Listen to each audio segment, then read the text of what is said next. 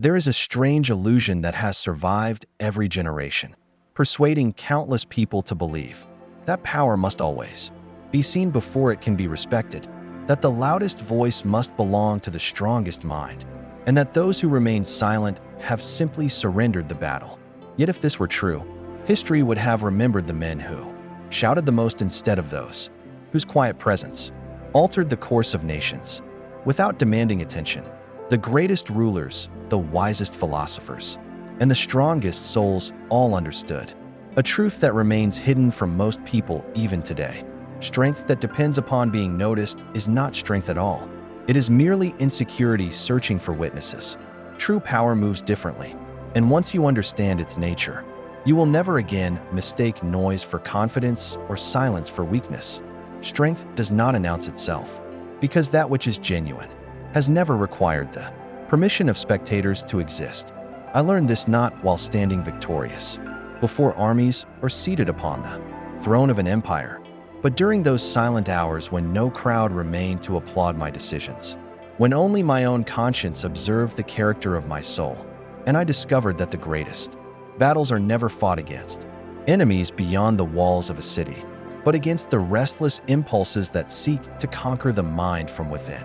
Many believe power is measured by the volume of one's voice, the force of one's anger, or the ability to command attention with dramatic displays of emotion. Yet these are merely decorations placed upon insecurity, for a man who possesses true strength has already earned the respect that weaker men endlessly attempt to demand. Observe carefully those who cannot endure silence, because they reveal more than they intend. They fill every empty space with words, every disagreement with outrage, and every challenge with unnecessary displays of superiority, believing that constant noise will convince others of their importance, while failing to realize that the need to prove one's strength is itself the clearest confession that strength has not yet been attained. The oak tree never argues with the wind about its greatness, because its roots answer every question that words never could. There is a remarkable difference between suppressing emotion and mastering it. For suppression merely buries the fire beneath fragile ground, while mastery transforms the fire into light that illuminates judgment instead of consuming it.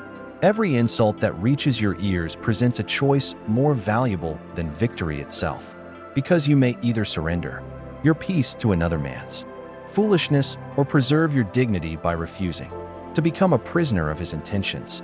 The world has always mistaken reaction for courage because reaction is immediate, dramatic, and easily understood by those who have never cultivated patience.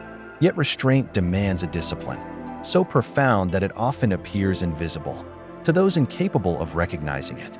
When another man seeks to provoke you into anger, he is not demonstrating his power over you until you respond exactly as he hoped, because the person who controls your emotions has already borrowed your freedom without asking your permission. Consider how rivers carve mountains not through violence, but through persistence, how the stars govern the heavens without speaking a single word, and how nature accomplishes its greatest works through quiet certainty, rather than theatrical displays. Wisdom follows the same law, for the calm mind influences the world more deeply than the agitated voice ever could.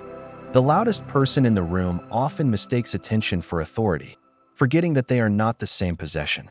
Attention may be stolen through outrage, arrogance, or endless self-promotion, but authority is granted only to those whose actions consistently reveal integrity, discipline, and composure under pressure. One disappears the moment the audience leaves, while the other remains even in complete solitude. Weakness fears being overlooked because it depends upon recognition to survive, whereas strength is entirely comfortable remaining unseen until action becomes necessary. This is why truly capable individuals rarely waste energy convincing others of their worth, for they understand that reality cannot be improved through exaggeration, nor diminished through silence. A sword does not become sharper because it boasts of its edge, and gold does not increase its value by announcing that it is precious. Many men mistake confidence for dominance, yet confidence is peaceful while dominance that constantly demands recognition is often nothing more than fear, wearing the costume of certainty. The man who interrupts every conversation, who must always possess the final word, who transforms every disagreement into a contest of pride, is revealing not the abundance of his confidence, but the poverty of his inner security. His noise is not evidence of strength. It is the shield behind which uncertainty desperately hides. You will encounter people who misunderstand your silence, interpreting it as weakness because they cannot imagine that restraint could ever be voluntary, and they will continue provoking, mocking, or challenging you in hopes of forcing a reaction that justifies their own restless spirit. Allow them to misunderstand you, because not every false judgment deserves correction, and not every accusation deserves a defense. There exists a peculiar freedom in becoming indifferent to the opinions of those who have never governed themselves. For the individual who cannot command his own temper possesses little wisdom to offer. Concerning your character, why should the prisoner instruct the free man about liberty, or the sailor lost within a storm lecture the captain who calmly guides his vessel toward safe shores? The strongest response is often no response at all, not because you are incapable of speaking, but because you have become wise enough to distinguish between conversations that deserve your attention and conflicts that deserve your absence. Every unnecessary argument avoided preserves energy for the duties that truly matter, and every moment of emotional discipline strengthens the invisible foundations upon which lasting character is built. If you desire a strength that neither fortune nor misfortune can steal from you, cease measuring yourself by the applause of strangers and begin measuring yourself by the tranquility of your own mind. The world will forever reward spectacle with temporary attention, but history remembers those whose character remained immovable, while others surrendered themselves to impulse, vanity, and endless conflict.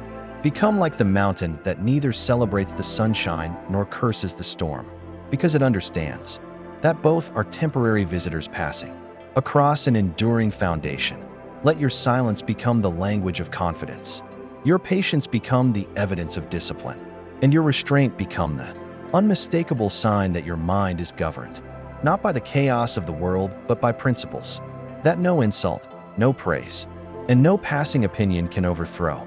For in the end, true strength has never belonged to the one who could silence the room with the force of his voice, but to the one who could silence the turmoil within himself, and having conquered that invisible kingdom, discovered that nothing outside it possessed the power to conquer him again.